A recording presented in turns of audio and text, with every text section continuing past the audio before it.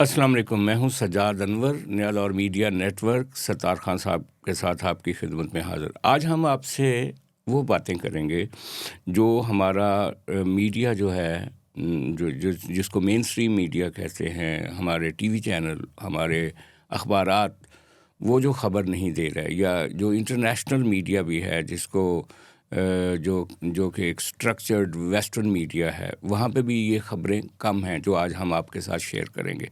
सत्तार खान साहब, कैसे हैं आप? ठीक ठाक हैं? मैं ठीक हूँ। अच्छा, एक तो ख़बर आ रही है जो कि छुपाई जा रही है इज़राइल की तरफ से। ख़ामनेई की शहादत के बाद जो ईरान ने रिटेलिएशन किया और तल अवीव के ऊपर जो अटैक किए, तो उस अटैक का नाम उन्होंने बूम बूम तल अवीव रखा। और उसमें जो एक सबसे बड़ी कार्रवाई हुई, मिसाइलों की बारिश कर दी ईरान ने तल अवीव पर। वहाँ पे वॉर कैबिनेट की मीटिंग चल रही थी। सोर्सेज ये बता रहे हैं, इंडिपेंडेंट सोर्सेज, कि उस मीटिंग के दौरान जो मिसाइल दागे गए उस बिल्डिंग के ऊपर जहाँ पे वो मीटिंग हो रही थी, तो 7 इस्राएली जनरल्स जो हैं उसमें हलाक हो चुके हैं। और बाकी लाशों को भी मैंने जो जिस आउटलेट से वो ख़बर देखी, वहाँ से उनको निकाला जा रहा है। बहुत बड़ी एक कार्रवाई हुई है ईरान की तरफ से, लेकिन अभी तक इज़राइल ने ऑफिशियली इसको रिकग्नाइज़ नहीं किया, तस्लीम नहीं किया इस कार्रवाई को। इसी तरह अगर देखा जाए तो जो दुबई में कार्रवाई हुई है, दुबई में ख़ास तौर पे जो बम फेंके गए हैं, उनमें CIA के कोई 9 अहलकार जो हैं, जो उनके एजेंट्स हैं, वो मारे गए हैं। कुवैत की ख़बर तो खैर अब मीडिया पे भी आ गई है कि वहाँ पे मल्टीपल कई जहाज़ अमेरिका के जो हैं वो गिरा दिए गए हैं ईरान की तरफ से। ये वो सूरत हाल है। अच्छा, ये तो एक नक्शा है ना कि जहाँ ईरान अटैक कर रहा है, और हम देख रहे हैं कि दूसरी साइड पे जो वेस्टर्न मीडिया, या एक ख्याल है कि ख़ामनेई के इंतकाल के बाद या उनकी शहादत के बाद ईरान में रजीम चेंज हो सकती है या नहीं हो सकती, उस पर भी बात करेंगे। क्योंकि जो ख़बरें नहीं आ रही, जो ईरान ख़बर नहीं दे रहा, या जो हमारा मीडिया भी ख़बर नहीं दे रहा, वो ये है कि इस वक्त जो साबिक़ सदर हैं हसन रूहानी, उनको भी गिरफ़्तार कर लिया गया है। और साबिक़ वज़ीर ख़ारजा जवाद ज़रीफ़, जो ईरान के साबिक़ वज़ीर ख़ारजा, हसन रूहानी और जवाद ज़रीफ़, ये दोनों जो हैं इनको गिरफ़्तार कर लिया गया है। रज़ा शाह पहलवी दोइम के साथ ये राब्ते में थे। और जो ईरान के अंदर रजीम चेंज करने की एक कोशिश हो रही है, उसमें सिंपली कोई बाहर की कार्रवाइयाँ तो अपनी जगह पे, लेकिन ईरान के अंदर भी एक ग्राउंड है जिसके ऊपर आज हम बात करते हैं। तो सबसे पहले तो हम बात ये यहाँ से शुरू करते हैं कि ये जो जंग इस वक्त लगी हुई है, और ख़ास तौर पे जो जिस तरीके से ईरान ने सऊदी अरब पे भी अटैक कर दिया, कुवैत पे भी कर दिया, दुबई पे भी कर दिया, इससे जो अरब इत्तेहाद है, क्या उसको आप समझते हैं कोई ख़तरा हो सकता है? इसमें ये बात है कि ईरान के पास क्या वो असला हथियार जिसकी ज़रूरत होती है, ख़ास तौर पे मिसाइल और ड्रोन्स, उनकी तादाद कितनी है। वजह मैं इसलिए कह रहा हूँ कि जो जंग हो रही थी 2000 अक्टूबर 2023 के बाद, उस वक्त से लेकर उससे पहले भी ईरान के मिसाइलों की बात होती थी कि ईरान के पास मिसाइलों का वो स्टॉक पड़ा हुआ है, स्टोर है, कि वो लंबे अरसे के लिए जंग लड़ सकता है। बाकी ईरान के पास, क्योंकि उसे कोई कुछ देता नहीं है, तो बेचारा ईरान जो है ना, वो इजराइल के मुकाबले में या किसी और मुल्क के मुकाबले में कमज़ोर है असले के हवाले से। तो मिसाइलों का रहा है, लेकिन उस पर जो मैं पढ़ता रहा हूँ सारा कुछ इनका, कि उनके पास क्या हथियार, मिसाइलों की क्या तादाद है, और फिर इजराइल जो कि इंटरसेप्ट करता है उसके पास क्या है डिफेंस सिस्टम। तो जो इजराइल का था, जिसको multi tiered aerial defence system कहते हैं, उसमें यह था कि उसमें जो इंटरसेप्टर थे वो ड्रोन, आयरन ड्रोम है, डेविड स्लिंग्स है, पैट्रियट है और एरो है। जो मिसाइल चलाता था, ईरान चलाता था, उसको इंटरसेप्ट करता है। तो ये 4 हथियार जो मैंने बताया ना, अब तो एक अमेरिकन शील्ड भी वहाँ पे मौजूद है। ठीक है, वो करती थी। उसमें हुआ ये कि ईरान ने खुद भी तस्लीम किया था कि सैकड़ों की तादाद में हमने मिसाइल चलाए थे, लेकिन टारगेट पे जो परसेंटेज थी वो 1-2% थी जो टारगेट हदाफ पे लगे जाके। लेकिन मैं आपकी बात काट रहा हूँ, इस दफ़ा ये कहा यह जा रहा है आज और कल की जो ख़बरें हैं कि जो चीन की टेक्नोलॉजी है वो कुछ ऐड हुई है ईरान के साथ। ये जो ख़ास तौर पे अभी तल अवीव पे जितनी बारिश हुई है मिसाइलों की, उनका सिस्टम उनको इंटरसेप्ट नहीं कर अब सका। ये एक और बात है, इसमें फिर एक और बात आ जाती है कि वो जंग के आखिरी दिनों में जब ये जंग बंद हुई थी, पिछली जंग ईरान और इजराइल की, उस वक्त सिचुएशन ये हो गई थी कि ईरान के पास भी मिसाइल कम होते जा रहे थे और इजराइल के पास जो ये 4 मैंने हथियार बताए इंटरसेप्टर जो उनको इंटरसेप्ट करते थे वो भी कम होते जा रहे थे। अब उस जंग के बाद की सूरत हाल का मुझे एग्जैक्टली नहीं पता कि क्या इन्होंने अपनी डेफिशिएंसी, ईरान ने मिसाइल में अपनी डेफिशिएंसी मुकम्मल कर ली है, कवर कर ली है, और क्या इजराइल ने जो उसके इंटरसेप्टर थे उनकी भी डेफिशिएंसी थी, क्या उसको उन कमी को पूरा कर लिया कि नहीं कर लिया। दूसरी बात यह है कि यूक्रेन ने ईरान की हमायत का ऐलान किया, लेकिन इजराइल ने जो रूस ने जो मिसाइल दागे थे, ड्रोन दागे थे, वो अब कन्फ्यूजन एक बन गई है। मेरे लिए कन्फ्यूजन बनने की मुझसे कंफर्म नहीं हो रहा कि वो रूस ने ईरान को भी दिए थे या ईरान से रूस ने लिए थे। अब अगर रूस ने ईरान से लिए थे वो मिसाइल, वो ड्रोन, और फिर अटैक किया उन्होंने यूक्रेन पे, और यूक्रेन इस जंग में ईरान की हमायत में आ गया, तो बड़ी कन्फ्यूजन हो जाती है। नहीं, लेकिन वो तो अब सेंट्रल एशिया के मुल्क अज़रबैजान ने अमेरिका से कहा है कि मेरी एयर स्पेस यूज़ नहीं होनी चाहिए ईरान के ख़िलाफ़, और भी कई मुल्क आ रहे हैं। जंग में एक लेकिन उनका वसअत आ ये रही नहीं है। है कि अज़रबैजान में कोई ड्रोन दागे गए, कोई मिसाइल दागे गए किसी मुल्क की तरफ से, वो ईरान से लिए थे, ये भी नहीं है। यूक्रेन का मैं इसलिए रेफरेंस दे रहा हूँ कि यूक्रेन में जो मिसाइल और ड्रोन दागे गए थे रूस ने दागे थे। अब वो मिसाइल, वो ड्रोन ईरान के पास भी हैं। अब ये नहीं मुझे पता चल रहा कि ये मिसाइल ईरान ने दिए थे रूस को या नहीं, रूस ने दिए थे ईरान को। रूस तो फार बेटर है टेक्नोलॉजी में, हाँ, ये मिसाइल हो सकता है, टेक्नोलॉजी लेकिन में, ये तो कंफर्मेशन के क्लियर साथ बात नहीं है, है। ये तो क्लियर। अच्छा, कंफर्मेशन नहीं है। लेकिन असल सवाल ये है ना कि देखें, जो रूस है और चाइना, जो सफारती हलकों की खबर है कि उन्होंने भी उनको वार्न किया है अमेरिका को और इजराइल किसने? को कि एक हद से आगे बढ़ेंगे तो फिर ये रीजन चीन जो ने? है, चीन और रूस दोनों ने, चीन ने और रूस ने तो खैर, पुतिन का तो खैर अपना एक्स पे बयान आया ना कि हमने अपने मिसाइल लॉक किए हुए हैं, अगर एक हद से बढ़ेगा अमेरिका इस रीजन में तो फिर ये हम उसका सामना करने के नहीं, लिए तैयार चीन हैं। ने तो 3000 चीनी बाशिंदे जो ईरान में रह रहे थे उनको कहा कि फौरन से पहले ईरान खाली कर दो और वापस चाइना आ सर जाओ। जी, बाशिंदों को खाली करवाना और चीज़ होती है, जंग नहीं के देखे, हमायत एक करना। बात है, या तो चीन समझ रहा है कि यार ये गल बड़ी आगे जाएगी। नहीं तो बात तो आगे जानी ही जानी है। अच्छा, अब ये जो अगला सवाल है ना, बुनियादी सवाल, वो ये है कि क्या जो नेतन्याहू ने एक अपनी गुफ्तगू के दौरान कहा था एक मौके पे कि जनाब हमें शिया जो मुसलमान हैं उनके साथ भी लड़ाई करनी और सुन्नियों के साथ भी करनी, तो उसने कहा था कि ईरान के साथ साथ सऊदी अरब, कतर और तुर्की, और उसके बाद फिर पाकिस्तान से हमें एक वजूदी ख़तरा है। अच्छा, ईरान के ऊपर ये जो खान साहब ये जो अटैक्स हुए हैं सारे के सारे, इस पे जो बाज़ सफारती हल्के हैं, एक यूसुफ साहब हैं, कायद आज़म यूनिवर्सिटी के प्रोफेसर हैं, उनका एक व्लॉग भी है। उन्होंने कहा है कि पाकिस्तान ने सफारती सतह पे ये मैसेज यूरोप को और अमेरिका को दिया है कि अगर इस जंग में एस्केलेशन होती है और इज़राइल जो है वो कोई न्यूक्लियर वेपन इस्तेमाल करता है ईरान के ख़िलाफ़ आने वाले दिनों में, तो फिर ये जो है पाकिस्तान का जो न्यूक्लियर प्रोग्राम है वो ईरान के साथ खड़ा होगा और फिर इज़राइल का हम सामना करेंगे। क्योंकि रात में इसके साथ ही ये भी आपको बता दूं कि रात जो पाकिस्तान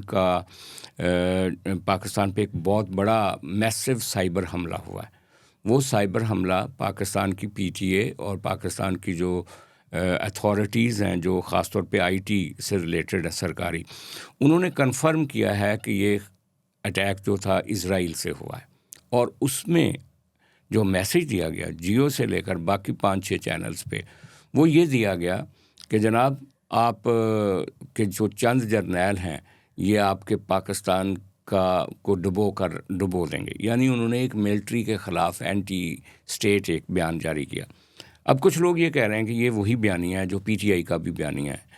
तो सूरत हाल काफ़ी गंभीर होती जा रही है। It is not so simple कि एक कन्वेंशनल जंग नहीं है कि इधर से 4 मिसाइल आए और उधर से 4, ये रीजनल जंग होने का ख़तरा है।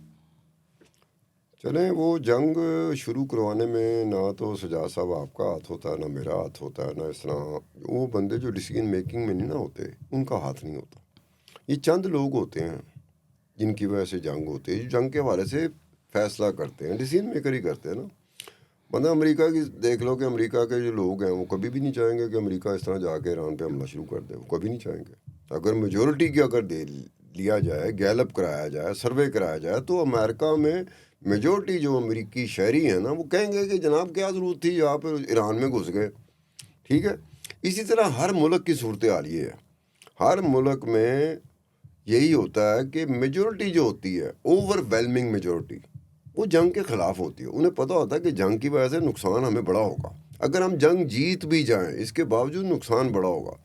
तो जंग के ख़िलाफ़ लोग होते हैं, लेकिन जो डिसीजन मेकर होता है उसके सामने पता नहीं कौन से मामलात आते हैं जो हमें नहीं बताते कि भाई ये नहीं, वो वजह हुई मोनोपोली थी। होती है, मईशत होती है, दुनिया के ऊपर कब्जे करने की एक चलो ये भी लड़ाई एक होती रीज़न है। होती होगी। और ये देखें इस वक्त जो नेतन्याहू जिस तरह से कर रहा है, ये कोई सिंपली जंग नहीं है। उसने क्लिनजिंग की है, गज़ा में बच्चे मार दिए, औरतें मार दी, बूढ़े लोग मार दिए, हॉस्पिटल्स पे अटैक किया।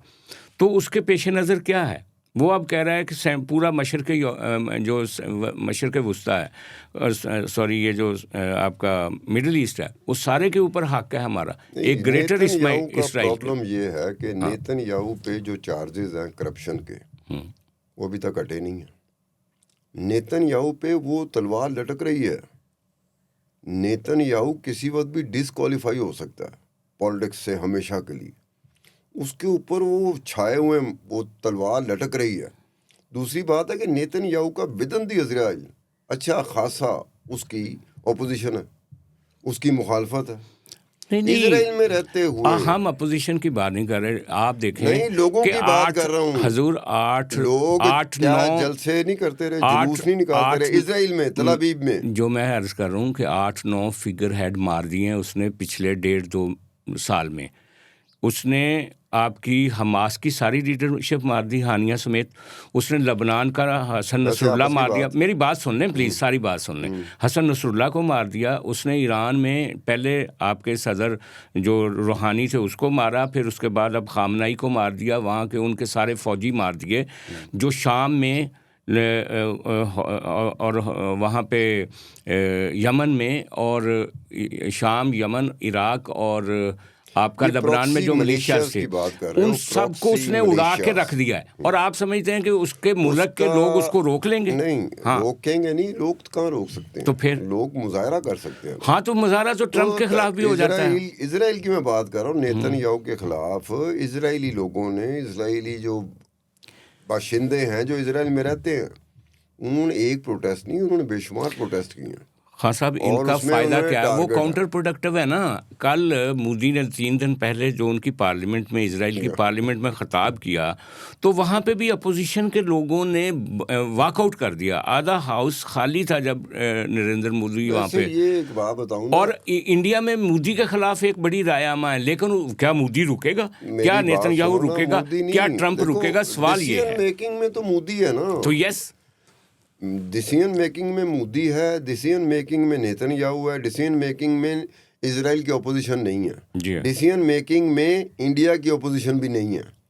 अब होता क्या है कि एक नरेंद्र मोदी मई की चोट खा के बैठा हुआ है। जब पाकिस्तान इंडिया की जंग हुई थी वो ऐसा बुरी तरह ज़ख्मी हुआ है कि मुझे नहीं लगता कि उसे सही तरह नज़र आ रहा है कि नहीं आ रहा।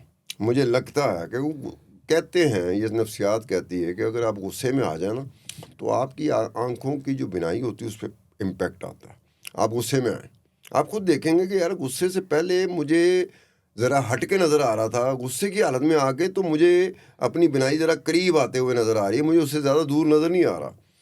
तो नरेंद्र मोदी का ये कोई टाइम है उसका जो उसने विज़िट किया, दौरा किया इजराइल का, नेतन्याहू का, लेकिन ये वो समझते हैं टाइमिंग देखें वो समझते हैं कि बड़ा सिंबलिज्म है, मुखालफत तो हो रही है, लेकिन वो समझता है कि यार उसका कितना फ़ायदा होगा। नेतन्याहू को एक चीज़ ज़हन में रखनी चाहिए, अगर चीज़ें मटीरियलाइज नहीं होती, वो बहुत कुछ चाह रहा है, जो कुछ नेतन्याहू चाह रहा है अगर मटीरियलाइज नहीं होती तो उसका खमियाजा तो अपने मुल्क में से भुगतना पड़ जाएगा। साल 2 उसने साल 3 कब साल भुगतना 4 है, वो साल तो बाद। इंटरनेशनल जो आपका इंटरनेशनल आपका कोर्ट ऑफ जस्टिस है, उन्होंने उसको सज़ा सुनाई हुई है, उसको कोई परवाह नहीं है, उसको अपने लोगों की भी कोई परवाह नहीं, लेकिन वो लोगों को मार रहा है। नहीं, हाँ एक बात है, हाँ ये नेतन्याहू को लग पता जाएगा अगर इलेक्शन में इंडिया के जो लोग हैं, जो वोटर हैं, अगर उसे वोट ना दिया तो यही नरेंद्र मोदी होगा, यही कह रहा होगा कि यार मैं पता नहीं किस हालत में था, मुझे कोई संभाला किसी ने क्यों नहीं। और वोटों की वजह से है, वोट उसे मिलते हैं, वज़ीर आज़म बनता है, तद हो गया। तो वार मॉन्गरिंग पब्लिक भी है ना हर जगह पे। अच्छा, ये तो इज़राइल की बात थी सारी, अब हम ईरान की बात करते हैं। ईरान इस वक्त में हालत जंग में है। ख़ामनाई की शहादत के बाद जितना बड़ा हजूम तेहरान और बाकी शहरों की गलियों में आया, उससे ये लगा कि उन्होंने एंडोर्स कर दिया है कि जनाब आप ठीक जंग लड़ रहे हो, हम आपके साथ हैं, और रजीम चेंज का कोई तसव्वुर नहीं है। ये एक बनाई गई बात। लेकिन जो ख़बरें आ रही हैं पैरेलल मीडिया से, वो ये भी आ रही हैं कि वहाँ के बहुत मौसर लोग जो वहाँ पे उनकी हैसियत है, उनको अरेस्ट किया जा रहा है सिर्फ इस वजह से कि रजीम चेंज की कोई सूरत हाल पैदा ना हो। ये जो जवाद ज़रीफ़ साहब और हसन रूहानी गिरफ़्तार हुए हैं वहाँ पे, और रज़ा शाह पहलवी दोनों के साथ वो राब्ते में हैं। यूरोप अमेरिका भी कोशिश कर रहा है कि रज़ा शाह पहलवी आ जाए। अवाम के अंदर भी तो एक वहाँ की स्टेटस को जो है, और वहाँ का जो वहाँ की जो अपनी इस्टेब्लिशमेंट है, क्लर्जी की अपनी, और ये जो पासदाराना इनकलाब हैं उनकी अपनी, ये इसमें बात ये भी बताऊं, तो एक वहाँ पे अवाम के ऊपर एक बोझ है ना उनका। एक बात बताऊं कि बहुत सारी चीज़ें होती हैं जिसको या तो पता नहीं होता लोगों को, या नज़रअंदाज कर दी जाती हैं। वही जो पता नहीं लोगों को या नज़रअंदाज कर देगी, उसमें एक बड़ा इम्पोर्टेंट फैक्टर है। ईरान की कौम और ईरानी जो रूलर रहे हैं, अनडाउटेडली मेरे ख्याल में पूरे हमारे इस्लामिक ब्लॉक में इतने दलेर लोग नहीं हैं। हम पाकिस्तानी तो बिल्कुल बुज़दिल हैं ना, अगर कंपैरिजन ईरान के साथ किया जाए तो हम बिल्कुल बुज़दिल हैं, हमें बड़के मारनी आती हैं, गालियाँ निकालनी आती हैं, इसके अलावा हमारे पास कुछ नहीं है। इसके बावजूद कि ईरान एक दलेर कौम है, इसके बावजूद कि उनके रूलर जो हैं वो भी दलेर हैं, लेकिन जो ईरान रेवोल्यूशनरी गार्ड कोर है, पता वो क्या करती है? जो ईरान की रेगुलर आर्मी है, जो 5.5-6 लाख जिनकी तादाद है, उनको तनख्वाह मिलती है हुकूमत की तरफ से। पूरी दुनिया में ऐसा होता है, फ़ौजियों को तनख्वाहें हुकूमत देती है। जो इस्लामिक रेवोल्यूशनरी गार्ड है, उसने 1/5 जो रजिस्टर्ड कंपनियां हैं तेहरान स्टॉक एक्सचेंज पे, उन पे उनकी मोनोपली है, और उसके अलावा बेशुमार ऐसे कारोबार हैं जिसमें उनका शेयर है। यानी वो भी वहाँ पे कारपोरेट, वो मैं कह रहा हूँ कि वो जो कारोबार है उसमें बैंकिंग भी है, हमारी तरह, ऑयल भी है, जैसे हमारे फौजी कंस्ट्रक्शन फाउंडेशन भी है और है। अस्करी बैंक अच्छा है। बात तो सुनने ना, कंस्ट्रक्शन भी है, टेलीकम्युनिकेशन भी है, और DHA। इसके अच्छा, अलावा जो अंडरग्राउंड इकोनॉमी है ना ईरान की, उस पे भी मोनोपली है ईरान रेवोल्यूशनरी गार्ड कोर की। अब ये होता क्या है कि जब इनकलाब आया था ईरान का 1979 में, तो अकेली क्लर्जी नहीं थी, इसके साथ और बेशुमार ऐसे फैक्शन थे ईरान के जो उसके रज़ा शाह पहलवी के खिलाफ थे। वो बड़े अरसे से जद्दोजहद कर रहे थे, अपनी जद्दोजहद, सियासी जद्दोजहद में उन्होंने जानें भी दी उसमें थी। लेफ्ट भी था, उसमें सेंट्रल, उसमें हर तरह के लोग थे, मॉडरेट भी थे, लिबरल भी थे। हाँ, मतलब लिबरल भी थे, मॉडरेट भी थे, सेकुलर भी थे, और ईरान के जो ट्रेडिशनल इस्लामिक ब्लॉक्स हैं वो भी हैं। ये ईरान के ट्रेडिशनल इस्लामिक ब्लॉक नहीं है जिनकी हुकूमत है। ये यहाँ से हुआ कि जो रिलीजियस अथॉरिटेरियनिज्म है ना, वो कई दफ़ा अपने ही साथियों को दूर कर देती है अपने आप से, या अब अपने ही साथियों को निगल भी लेती है। निगल भी लेती है। अब हुआ क्या था कि आपको पता है, जब इस्लामिक रेवोल्यूशन आया था 1979 में, तो जो इस्लामिक ग्रुप है जो हुकूमत करता रहा, उनके बकौल 60,000 लोगों ने अपनी जानें दी थी, ये बकौल उनके। उनकी ऑफिशियल फिगर जो मैं कोट कर रहा हूँ। लेकिन इसके बारे में वो बिल्कुल खामोश हैं कि उन्होंने जो आपको पता है 1979 के इस्लामिक इंकलाब के बाद फांसियाँ दी जा रही थी, और सिर्फ 1 साल के अंदर अंदर कोई 600 बंदा नहीं, रिटायर्ड मिलिट्री जनरल्स और सिविलियन हाई अप्स जो रज़ा शाह पहलवी की हुकूमत में थे, उनको उन्होंने फांसी लगाया। उसके बाद एक अरसे में कम अज़ कम 7,000 से लेके 8,000 लोगों को फांसियाँ दी गई। अब फांसियाँ देना आप दे रहे हैं तो फांसियाँ दें, आपको रोक कोई नहीं रहा। लेकिन सिस्टम क्या था, जैसे आपको याद होगा कि जनरल ज़ियाउल हक के दौर में summary trials, summary military courts बनी थी, वो पीपल्स पार्टी के लोगों को सजाएं देती थी। और उसमें सबसे बड़ा पॉइंट जो एमनेस्टी इंटरनेशनल ने उस वक्त भी उठाया, ईरान के मामले में भी उन्होंने उठाया था, कि एमनेस्टी इंटरनेशनल के बकौल के जनाब आप दिफा का मौका तो दे ही नहीं रहे। प्रोसिक्यूटर आता है, चार्जशीट फ्रेम करता है और आप सजा दे देते हैं। तो ईरान में भी यही हुआ। वो एमनेस्टी इंटरनेशनल ने कहा कि जनाब आप अपने दिफा का तो मौका दें ना, जिनको आप फांसियाँ दे रहे हैं। और फांसियाँ देना, जिनको फांसियाँ दी गई मुजाहिदीन खल्क, जो रेवोल्यूशन में बाकायदा रज़ा शाह पहलवी के ख़िलाफ़ लड़ रहे थे। नेशनल फ्रंट था, वो भी रज़ा शाह पहलवी के ख़िलाफ़ लड़ रहा था। उनको कुर्द थे, वो भी रज़ा शाह पहलवी के ख़िलाफ़ लड़ रहे थे। फ़िदाइन थे, वो भी रज़ा शाह पहलवी के ख़िलाफ़ लड़ रहे थे। ये जो ट्रेडिशनल इस्लामिक ब्लॉक हैं, जिसमें एक मुर्शद क्या था, वो एक अरब फ़ारसी नाम है, वो एक इस्लामिक ग्रुप था, उनके बंदों को भी फांसी दी गई। ठीक है ना। अब ये जो इस्लामिक रेवोल्यूशनरी गार्ड कोर है, ये जो अपना कारोबार करते हैं, बिजनेस करते हैं, उससे जो प्राइवेट सेक्टर है ईरान का, वो मुतासर होता है।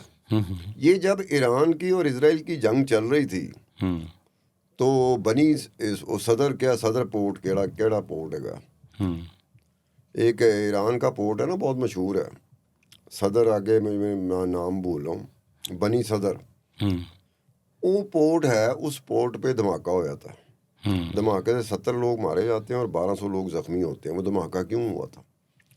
वो फोर्स किया गया था प्राइवेट कंपनियों को, इस्लामिक रेवोल्यूशनरी गार्ड कोर ने, कि जनाब मिसाइल का जो फायर है ना, वो इंपोर्ट करने हैं।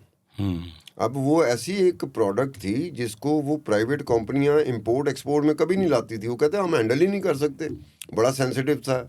लेकिन वो फोर्स किया गया, धमाका हो गया। उस धमाके में 70 लोग मारे गए और 1200 लोग ज़ख्मी हुए। अब वो भी प्राइवेट सेक्टर जो ईरान का ना, ये वो बात सामने लेके आता है, किसी ना किसी तरीके से वो बात सामने आती है। उसके बाद आपको याद होगा कि बनी सदर एक था, ईरान का सदर था, इंकलाब के बाद सदर बना था, उसकी इम्पीचमेंट हो गई थी। उसका ताल्लुक किसी और सियासी जमात से ज़्यादा था, इंकलाबियों से भी था और सियासी जमात के साथ भी था। उसकी इम्पीचमेंट हो गई। उस इम्पीचमेंट के बाद 3,000 लोगों को, जिसमें सारे के सारे वो लोग थे जो इंकलाब में क्लर्जी के साथ थे और रज़ा शाह पहलवी के ख़िलाफ़ थे, 3,000 लोगों को फांसियाँ दी गई। और उसके बाद ये हुआ कि आपको पता, अली अब्बास हुवैदा, वो भी प्राइम मिनिस्टर रहा ईरान का, उसको भी फांसी दी गई थी। फिर एक शाहपुर बख्तियार था, वो भी प्राइम मिनिस्टर था, आखिरी प्राइम मिनिस्टर था रेवोल्यूशन से पहले, इंकलाब से पहले। शाहपुर बख्तियार फ्रांस भाग गया था। फ्रांस में 10 साल बाद उसकी लाश मिली थी, उसको असैसिनेट कर दिया गया था।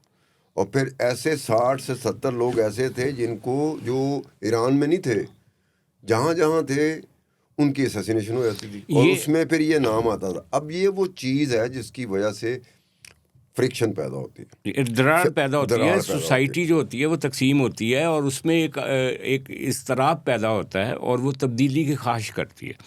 ये इनको करना चाहिए था कि जो इंकलाब में आपके साथी थे ना, उसका किसी भी सियासी तौर पर सियासी जमात के साथ, किसी फैक्शन के साथ ताल्लुक हो, लेकिन आपके साथ वो नहीं खड़े रहे। अदरवाइज भी इतनी मैसिव फांसियाँ, इतनी बड़ी तादाद में लोगों के सर कलम किया गया और उनको मौत के घाट उतारा गया, तो उससे ये तो नहीं हो सकता ना कि अगर वो इंसान है तो वो एक इर्ताश तो पैदा होता है उस सारी भाई सूरत हाल ये का। जो बनी सदर का वाकया बताया और कि बनी सदर की इम्पीचमेंट के बाद जो 3000 फांसियां हुई थी, हाँ, वो कोई रज़ा शाह पहलवी के साथियों को नहीं हुई थी, वो उनको दी गई थी जिन्होंने आपके साथ मिलके इनकलाब लाए थे। अच्छा, यही गुफ्तगू जो है वो हम कल भी अपने इसी तरह की गुफ्तगू आप सुनेंगे हमारे कल के शो में भी। हकीकत ये है कि इस्लामी दुनिया जहाँ पे जिसका हम नोहा भी लिखते हैं, कहते हैं कि जुल्म हो रहा है, इज़राइल जुल्म कर रहा है, अमेरिका जुल्म कर रहा है, हकीकत ये है कि हम भी अपने लोगों को वो राइट्स नहीं देते, वो हकूक़ नहीं देते, जबर करते हैं। और जब फिर कोई जंग का सामना होता है तो फिर दुश्मन जो होता है उन्हीं दराड़ों का फ़ायदा उठाता है। तो आज के लिए इतना ही, कल फिर आपसे मुलाकात होगी। बहुत शुक्रिया।